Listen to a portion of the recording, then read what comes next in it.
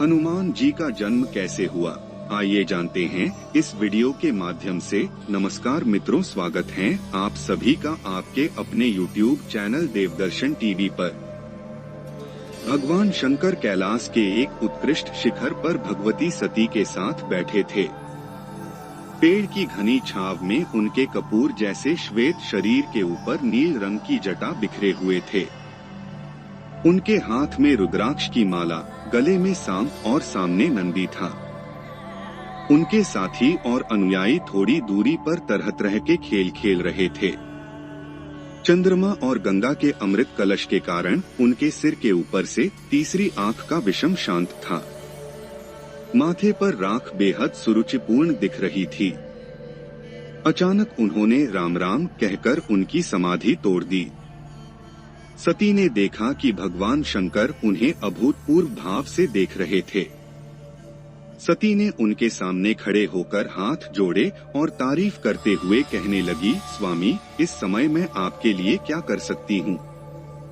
क्या आप मुझे कुछ बताना चाहते हैं? यह आपके चेहरे से ऐसा दिखता है। भगवान शंकर ने कहा, प्रिय, मेरे मन में आज एक बहुत ही शुभ संकल्प चल रहा है। मैं उन लोगों के बारे में सोच रहा हूँ जिनका मैं लगातार ध्यान कर रहा हूँ, जिनके नाम मैं बार बार जपता रहा हूँ।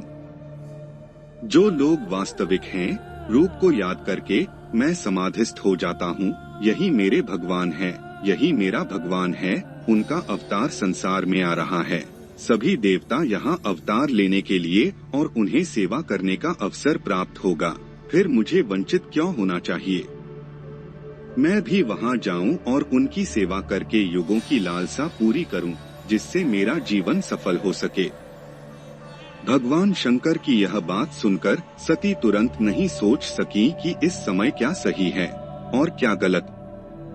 उसके दिमाग में दो तरह के भाव थे। एक तो यह कि मेरे पति की इच्छा पूरी होनी चाहिए और दूसरी यह कि मुझे उससे अलग नहीं होना चाहिए। उसने कुछ सोचा और कहा, प्रभु, आपका संकल्प बहुत सुंदर है।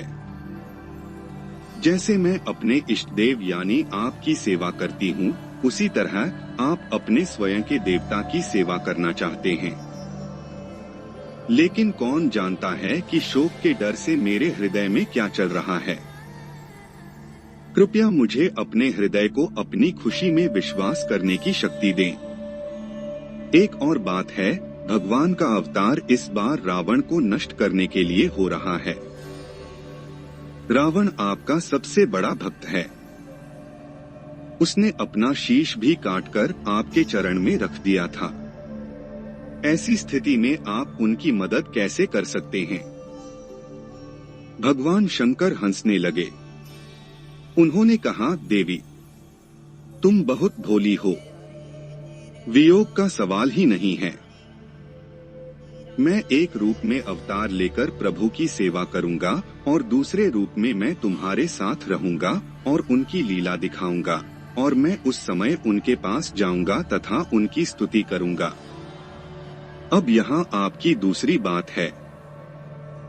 लेकिन इसमें जिस तरह रावण ने मेरी पूजा की है, उसने भी मेरे एक हिस्से की अनदेखी की है। आप जानती हैं कि मैं 11 रूपों में रहता हूँ।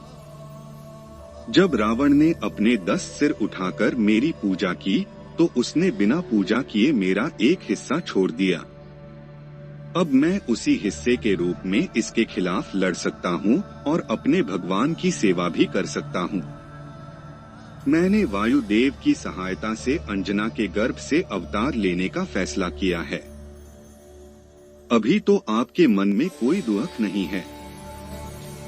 भगवती सती प्रसन्न हुई। देवराज इंद्र के पास अमरावती में पुंजिकस्थला नामक एक अप्सरा थी।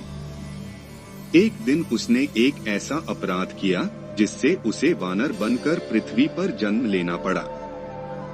कई प्रार्थनाओं के बाद शापित ऋषि ने दया की और कहा कि वे जब चाहे किसी भी का रूप ले सकती है। जब चाहे वानर बन सकती है तो जब चाहे मानव स्त्री। तब वानर राज केसरी ने अपनी पत्नी के रूप में स्वीकार किया। वह बेहद सुंदर थी और केसरी भी उसे बहुत चाहते थे। एक दिन दोनों मनुष्य रूप धारण करके सुमेरु पर्वत पर विचरण कर रहे थे। कोमल हवा बह रही थी। अंजना की साड़ी हवा के एक कोमल झोंके से उड़ गई। अंजना को लगा जैसे कोई उसे छू रहा है। वह अपने कपड़े पकड़कर खड़ी हो गई और चेतावनी देते हुए बोली, यह कौन दुष्ट व्यक्ति है जो मेरे पतिव्रता धर्म को नष्ट करना चाहता है? मेरे इष्टदेव पतिदेव मेरे साथ मौजूद हैं और फिर भी कोई मेरे पतिव्रत को नष्ट करना चाहता है। मैं उसे शाप दे दूंगी और उसे नष्ट कर दूंगी। तब उसे ऐसा लगा जैसे वायुदेव कह रहे हों, देवी मैंने आपका व्रत नहीं तोड़ा है।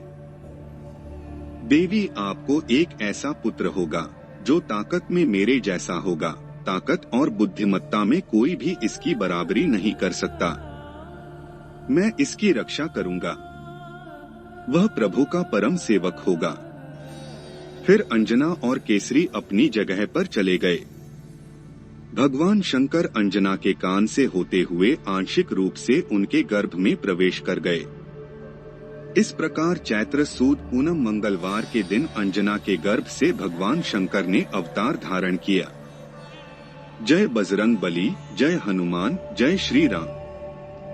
इस कहानी को सुनने के लिए आपका बहुत बहुत धन्यवाद। मिलते हैं एक ऐसी ही धार्मिक कहानी के साथ। तब तक के लिए जय जय श्री राम।